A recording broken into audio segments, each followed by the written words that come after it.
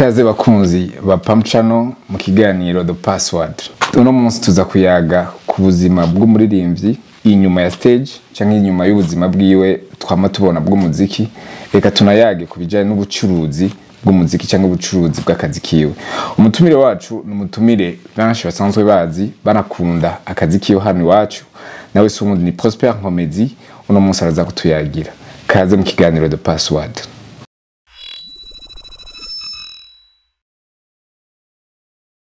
Zavugiyo neza, zavugiyo neza, zavugiyo neza, iriho. Ego, kaze Nkomezi, ndanaguha nikaze mu gihugu, nizera ko kuragira ibihe vyiza mu Burundi. Cyane kabisa, umutima wanjye uranezerewe. Urakoze. Ku bantu batazi Prosper Nkomezi yo bari umuntu nyabaki, akunda iki, yankiki? Ikibazo kiba kigoye mu kuntu abantu burya niba bajya bamenya umuntu uko ateye, uko ameze, ariko nkunda abantu, nkunda n'Imana, ngakunda kuramya no guhimbaza. Nibwo buzima bwanjye, nkunda kubona abantu bishimye, banezerewe, nta muntu ababaye cyangwa uri mu buzima bubi. Nkunda kubona abantu bishimye. Mushaka kumenya intango yawe, turavye indirimbo zawe, source yanyu yabereye hehe? Mwaba mwakuze muja muri Sunday school canke byaje uko nyene? Natangiye kuririmba ndi mukuru, mfise imyaka 18, ariko navukiye mu muryango ukijijwe. Navuze nsanga papa ni pasteur, tukajya muri Sunday school nk'abandi bana bose, ariko ntago nari interesse cyane kubera ko nibya bintu nyine by'abana batarabazi ko bakuriye mu muryango ukijijwe, bakujyanye gusenga n'ibyo ngibyo no muri korali. Ariko ndafite impano yo kuririmba, yewe navuzaga za ngoma zisanzwe z'ibibido n'amasafuriya, ariko ngakunda umuziki ku buryo nakoraga na bafre njyenyine kugira ngo bivuge cyane, ndatoranya ngo ni sekira cyangwa gospel. Hanyuma maze gukura ndangije secondaire, nafite imyaka 18, nibwo natahuye ko nshobora kuba mfite impano yo kuririmba. Uratahuye ko ufise impano yo kuririmba ku myaka 18, hama biza kugenda nk'uko tubibona, umuziki mwiza abantu bose bakunda. Nakaye kabanga mwaba mufise kugira bigende nk'uko biko biragenda no munsi? Nta banga ryihariye mfite, ahubwo nemereye calling y'Imana cyangwa umuhamagaro Imana yari impamagariye gukora, mbiha umwanya, ndabikunda, ndabisengera. Niyo mpamvu uyu munsi muri kubona product zimeze neza, niyo mpamvu muri kubona abantu hari indirimbo zafashije imitima yabo, nuko nemereye calling y'Imana kuri muri mu buzima bwanjye, ndabisengera, mbiha umwanya wanjye wose. Uravuze ubuzima, nje numva nkeneye kubabaza ku bwanyu wowe Nkomezi, ubuzima busigura iki? Ubuzima ni life, ni imibereho y'umuntu hano ku isi. Ko mu ijuru ntiturajyayo, ariko tuzajyayo. Ariko ubuzima nyabwo n'ubuzima bwo kuba muri Kristo, kumenya Imana, bwo buzima nyakuri. Umuntu ari abayeho atari muri iyo way uvuze, ababufite ariko ntago buba bufite garanti, ntago buba, sinzi ko nshaka kubisobanura. Ubuzima nyakuri, kugira ubuzima bwiza no kuba muri Kristo Yesu, kuko abatazi Imana nabo bafite ubuzima, ariko hari ibibura, hari bituzuye. Uri umuririmvyi, hama urakurikirana na benshi, ariko urafise n'ubuzima musanzwe mubayemwo busanzwe bw'abantu bose. Hoba hari ikibazo mumaze guhura na canke izindi ntamba mumaze guhura nazo zishingiye kuri icyo no kwita ama préjugés, canke uko abantu baba bakwiyumvira ko bivanye nuko uri umuririmbyi wa gospel, ugasanga hari icyo bakwiyumvira ko kandi bakwiteze ko buri munsi mu buzima bwa buri munsi? Wowe bumaze guhura n'ikibazo nk'icyo? Ntago bijya bibura. Hari igihe nk'abantu bibwira ko nk'umuririmbyi wa gospel ari nka marayika, atakosa, atakora ikibi. Nyuma ya stage n'ubuzima busanzwe nk'ubwo abandi bose babayemo. Urashobora gukora amakosa, urashobora biramaze kugushikira rero ko ntago byabura ndi umuntu ntago ndi marayika. Nuko umenya ko wakosheje ukiga uburyo ubikosora next time cyangwe kuko hari nk'igihe ukora nk'ikintu gisanzwe umuntu akavuga nawe kweri. So bisaba kwitwararika cyane kugira ngo urinde bwa butumwa watanze ubwawe ubu butumwa mu myitwarire. Birakwiye ko umuririmbyi wese uramya Imana abo butumwa mu byo turirimba, mu myitwarire, mu byo tuvuga, mu byo dukora, hanyuma ibyo kuririmba bikaza byuririra kuri bya bindi, ariko tugomba kuba mu buzima bwejejwe. Nico Kristo dusaba. Biragoye ariko birashoboka. Okay, urakoze. Uravuze ubutumwa, tugerageje kuraba n'indirimbo zanyu kenshi mutanga ubutumwa bw'ikizere, ubutumwa burimo le positif cyane. Ni kubera iki mwahisemo guhitamo iyo sorte y'ubutumwa? Ntago ari nge babihisemo, nico Imana yampaye.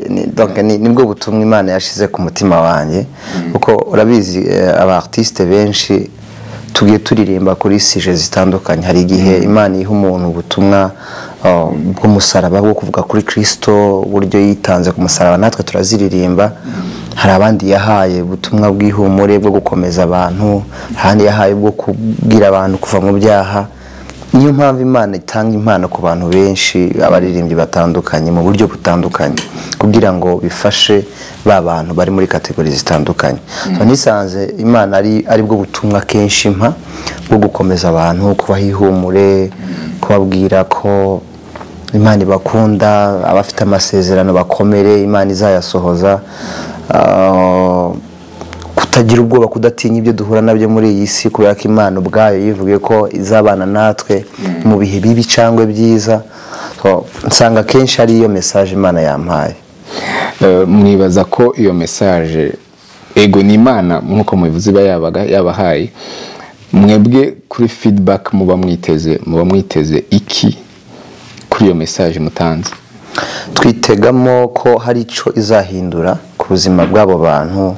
Hari abantu babayeho mu buzima bugoye, bakomereye, abona nta indi solution, ariko yakumva indirimbo. Hari nk'ubuhamya bw'abantu benshi tugenda tubona, umuntu akakubwira ngo indirimbo yawe nari mu bitaro irankiza, ndakira, nari muri koma, nari napfuye birarangira.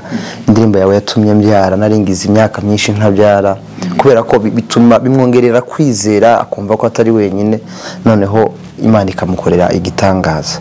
So tubona feedback nyinshi nziza n'abantu benshi, hari n'abakizwa just kubera ko bumvishije indirimbo. Yes. Urakoze cyane Nkomezi. Tuyaze kubijyanye n'ubuzima n'ingeno bitahura, dushaka kuyaga naho kubijyanye n'ubucuruzi bw'umuziki wawe. Ikibazo cya mbere ngomba kukubaza, musanzwe mutunzwe n'umuziki mukora cyangwa murafise ibindi mukora? Yewe ni untunzi. Nyuma y'umuziki n'umuziki. Nyuma y'umuziki n'umuziki. Donc non stop. Niyo nkora full time kabisa. Nubuhe buryo mukoresha mu gucuruza umuziki wanyu offline? Sinzi ko nabyita gucuruza, kubera ko umuziki hano nuje bavuga ngo urazimvye, urahenze kuwukora. Amafaranga ushoramo ukora ni menshi, ku buryo ari business urimo urakora wahomba. Nge nkora umuziki nka ministry, ntabwo mvugira abandi bafite ko nabo babyumva. Nkora umuziki nk'umuhamagaro, hanyuma Imana ikamperamo umugisha. Iyo nakoze album nkayishira hanze, tukora ibitaramo, nuko habamo ibintu by'icitegererezo kirabihagarika, ariko ibitaramo nabwo ntago biba buri gihe, ni nka rimwe mu mwaka. Rero tubyita gusupportinga ministry umuntu aba arimo arakora. Nashaka kugurisha album yawe. Iyo support shaka udusigurire gatoyi ingene iyo support iza, nimba iyo support ari ituma mukomeza upa. Yes, urabona muziki hari gucuruza album, urakora indirimbo ukagenda usohora single, ngiye niko mbikora, hanyuma narangiza album yose nkayishira ku isoko. Umuntu wese wa undi unkunda ushaka kuyisapotinga akaba yayigura. Hari wayigura $100, hari wayigura $1000. nta giciro mushinga No, tugishiraho kugira ngo byibura kibe gifite price, kuko kuyigura nanone amagaciro kari hasi ntago biba bisa neza. Ariko tukareka abantu bakaba free kugira ngo umuntu wese ushaka gusapotinga ya ministry abe yayigura agaciro ashaka, kuko umuntu ugura album ntago ari uko aba yabuze ahazitora, ko na YouTube ziba zihari kandi ni free. Kuri YouTube ufite amanite yawe urazumva. Hari n'ubundi buryo nkoresha bwa digital platform, aho deje twatugeze kuri online, kuri offline twumvise ko ni album ngakora n'ibitaramo abantu bakaza tukanezererwa. Na izindi sources zizamo ni gihe hari nk'ibirori, swata madinero naka amakwe, aho ngaho ngo kubita facture kabisa. ivyo birashobora kubatunga umwaka wose ugahera. Iyo biriho byinshi hari ikintu bizana, hari inzira z'Imana n'ibihumbi, ikoresha inzira nyinshi kugira ngo mbigiyemo muri detail nyinshi mba ninjiye mu kazi indani, ariko ari opportunity nyinshi umuntu agenda abona zigufasha kugira ngo ukomeze umuziki kandi ukomeze no kubaho. Navuga ko mu buryo butari online ari ibyo bintu ushobora gukuramo amafaranga. Tuvuze naho ku isoko aho muherereye, isoko ryanyu ry'ubucuruzi bw'umuziki ryifashe gute? Umwihwezo wawe n'uwuhe? Nge sindi kubifata nk'ubucuruzi. Ego bon tuvuge basi. Kubera ko nabihereyeho, iyo gukora umuziki wa gospel mbikora nka business cyangwa ubucuruzi mba narabiretse. Kubera ko gukora indirimbo imwe, audio, video birahenze cyane, bifite agaciro k'amafaranga menshi. Niyo abantu bagura album ari bangahe, hari ngi batageza n'indirimbo imwe. So gukora indirimbo umwe kugera kuri album ari amafaranga menshi. Imana igenda itanga izindi opportunity nyinshi zitandukanye. Ariko online nzishira kuri ama digital platform, harimo za Spotify, iTunes, Amazon, Apple Music. Album zanjye zirahari zose ko arebye. Aho naho mucamu akarusho mukaronka gute? Iyo abantu baziguze ntago biraba byinshi cyane hano muri Afrika iwacu, kandi abantu bumva ikinyarwanda turacafite challenge kuba ko tugikora mu rurimi rw'abantu bakeya, Kinyarwanda mu Kirundi. Kandi abantu bazigura hariya cyangwa bazistreaminga n'abantu bari hanze kandi si benshi, ni bakeya. Ariko iyo baziguze hari amafaranga makeya ubona kuri babandi baziguze. Turizera ko mu myaka iri imbere wenda bizagenda bikura bikaba byinshi, hagatangira kuboneka nyine amafaranga afatika, ariko biracari hasi. Hagati umbabarire ko nguma mvuga isoko kandi n'umutari ko muracuruza, ariko numva shaka kumenya uko biri kose hariho income ziza ziri mu mafaranga. Mugerageje kuvyihweza, abari ko muvuze nka online, abadandaza benshi n'abari muri n'abadiaspora, abagura benshi n'abadiaspora, hama ugerageje kuraba abari hanze n'abari ngaha mu Burundi canke mu Rwanda, mwibaza ko ugura neza kandi akagushimisha n'uwahe hagati y'abantu babiri y'iyo community? Hari ndabivuga mu buryo bubiri. Biracari hasi bya online, ibyo kuzigura hariya biracari hasi, n'amafaranga ntago bari menshi, ko abantu n'ababisobanukiwe ntibaraba benshi niyo baba bari hariya. Ariko iciza c'abantu ba diaspora bamwe barabyumva, bazi supporting icarico, bazi gushigikira umuhanzi icarico, niyo batazigurira hahandi, ariko hari umuntu ba blessed akaba yashigikira umuhanzi kandi amafaranga atari make. Nico navuga. Ariko na hano ntago navuga ko ntago nshaka kubikomparinga byombi, kubera ko iyo dukoze ibitaramo hano n'abantu bahano baza, ntago ari abantu bahariya, byose birafasha. Yes. Tugiye kuraba ku ma challenge muri aka kazi rero mukora, challenge maze guhura nazo nizihe? haba mu guproduiza mu kuzitanga mu bantu n'izaye challenge muhura nazo mwo kwifuza ko zihinduka? Ni support kiri hasi y'abantu barakubwira ngo turagukunda uraduhezagira, wakora nk'igitaramo wabwira mugura amatike na amafaranga angana uku nuko akavuga hajemo iby'amafaranga, bamwe babyita ngo mu artiste yaraguye yasigaye acuruza ubutumwa bwiza. Ni ya support nababwiye, kuko gutegura ibintu ahantu heza byiza biri smart, urabona nk'izi kamera nk'ibi byuma biri hano na amafaranga kuba biri hano, kugira ngo ukorere ahantu heza, stage lighting sound bisaba ya mafaranga. Abarayi kunganira kugira ngo ibintu bize bisa neza, bakwiye kumva ko ministry ikeneye support y'amasengesho, yego no kubakuna ni byiza, ariko baba supporting no mu buryo bufatika bw'amafaranga, kugira ngo bakomeze batere imbere, bakore video nziza, bakore audio nziza muri studio nziza zimeze neza, kugira ngo umuziki uze umeze neza. Niyo challenge, ariko hari abantu bagenda babyumva, barimo barabikora kugeza uyu munsi, tunabishimira n'Imana byibura ko biri kuza. Izindi challenge nuko tukiri muri ibi bihugu byumva ururimi tuvuga, dukwiye kurenga imbibi tukagera muri za Tanzania, muri East Africa, tukagera muri za Tanzania, tukagera muri za Nairobi, ibiswahili, ibifaransa, ibyongereza, kugira ngo hari abantu benshi bakeneye ubutumwa, bakeneye ibituvamo, kugira ngo nabyo byambuke, kandi turizera ko Imana igiye kubikora vuba. Uramaze gukora indirimbo nyinshi zigakundwa hafi zose, ariko n'ubu turacabona uracabandanya. Inyuma y'ayo ma success abandi bantu bashobora kuvuga ati yarashitse, ariko uracabandanya. Ni ikihe kigutuma n'izo challenge zose zihari zigutuma ubandanya? Nuko buri gihe cyose numva ntaratangira, kubera ko n'urugendo runini, haracari ibintu byinshi Imana ishaka kunyuzamo kugira ngo bifashe ba bantu. Nta narimwe nanicara ngo numve ko nagezeyo, yaba ari ukwibesha, kubera ko ndacafite urugendo rurerure, ndacafite ibintu byinshi byo gukora. Nk'ibyo nakubwiraga, ngomba kugera muri East Africa, ngomba kwirenga tukagera hanze mu bindi bihugu. Hari ibihugu byinshi bataremera Kristo, batazi Imana, abo nabo bakeneye ubutumwa, kandi nitwe tuzabuvuga. Urakoze cyane. Yego, uratuyagiye byo kudandaza album, byo gukora ibiteramo.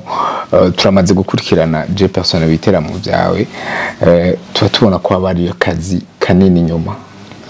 Muba mubikora gute? Woba uri wenyene cyangwa urafise team musanzwe mubikorana? Ibyinshi ndabikora njyenyine, ariko ubu ngubu mfite team, ni foundation nise PNF, bisigura Prosper Nkomezi Foundation. Igizwe na team y'abantu batandatu, yes. Nibo bantu kugeza ubu ngubu bamfasha mu bikorwa bitandukanye, dufite mu bintu byinshi dukora. Ubu nibo navuga turi kumwe, turi gukorana. Niyihe concert cyangwa nikihe giteramo umaze gukora mu buzima bwawe bw'umuziki utazofa wibagiye?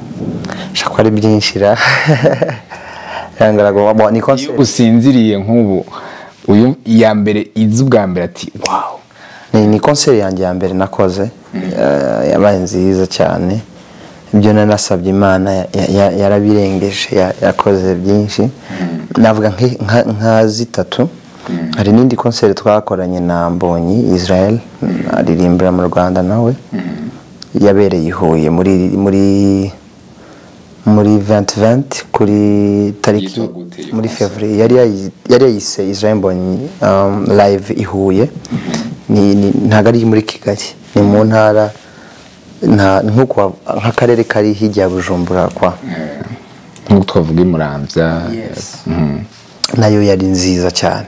Indi concert ni concert ya Aime, yabereye Kigali 2018. Cogena naririmbyemo indirimbo imwe, ariko yansigaye ku mutima. Ni ibitaramo byinshi twagiye twitabira bikagenda neza, ariko izo eshatu nizo concert navuga ngo z'ibihe byose.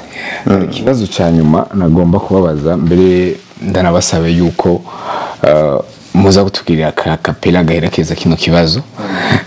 Indirimbo yakunzwe hano mu Burundi cyane iwanyu yitwa Nzayivuga. Mwaba mwayiririmbye muri mu bihe bihe, niyahe inspiration mwari mufise icyo gihe? Akenshi indirimbo zanjye nzandika ndi swate nagiye gusenga, swate nagiye nko mu gitaramo nkanezerwa, hari n'ingiye inspiration zimfatira mu muhanda, ndashobora kuba ndi kugenda nkagira inspiration y'indirimbo, hari izo nandikiye mu muhanda. Iya ndirimbo rero nayanditse, hari indirimbo nari maze kumva y'umuririmvyi wo muri South Africa witwa Dr. Tumisange, indirimbo yitwa Wafika. Maze kuyumva ndanezerwa cyane, hari ku mugoroba mva mu rugo njya ahantu gusenga mu cumba, nibwo inspiration y'ira ndirimbo iri mu ndirimbo nakoze binyoroheye. Mpamagara producer, ntekereza ku neza y'Imana, rimwe na rimwe turasenga Imana ikadusubiza, ariko twamara kwakira bya bindi twasengeye tukibagirwa gushima, tukibagirwa kuvuga neza y'Imana. Imana ngo umutima wanjye wuzuye indirimbo nyinshi zo gushima ibyo wankoreye, nta rindi turo ntaco mfite naguha, ahubwo nguhaye umutima wanjye ngo uwutegeke ubuzima bwanjye bwose. Nzavuga iyo neza mu mahanga, mu batakuzi, nzavuga kugira neza. Shaka ubicishe mu gahogo uturirimbire gatoya kugira abakunzi ba Pam Channel n'abakunzi ba The Password bumve neza ko Prosper Nkomezi ariwe turi kumwe hano. Avuga ngo nzayivuga ineza yawe mwami, aho nzaba ndi hose, mu mahanga no mu batakuzi, iyo neza nzayiririmba, nzavuga iyo neza, nzavuga iyo neza, nzavuga iyo neza nkiriho, nzavuga iyo neza, nzavuga iyo neza, nzavuga iyo neza nkiriho. Urakoze cyane Prosper Nkomezi. Nizera neza ko abakunzi ba Pam Channel n'abakunzi b'ikiganiro The Password mushoboye kumenya byinshi ku mutumire wacu, haba kubijyanye n'akazi kiwe ka misi yose canke uko asanzwe abayeho mu buzima bwa misi yose. Prosper Nkomezi, nizera kandi ko twasubira kubikora ko muzotwitaba. Yego tuzabitaba cyane. Murakoze bakunzi ba Pam Channel kudukurikirana mu kiganiro The Password. Turumvise ivyo Prosper Nkomezi atuyagiye kubijyanye n'ubuzima bwiwe canke ibijyanye n'ubucuruzi bw'umuziki wiwe. Abanyamuziki badukurikiranye ndazi mwahakuye icigwa, eka n'abakunda umuziki n'abakunda Prosper Nkomezi, namwe nyene turizera ko mwagize ico mukura muri kino kiganiro cyacu. Murakoze aho mwadukurikiraniye muri hose, tubifurije amahoro. Gumana na Pam Channel TV naho mu kiganiro gikurikira. Iyo neza nzayiririmba, nzavuga iyo neza, nzavuga iyo neza.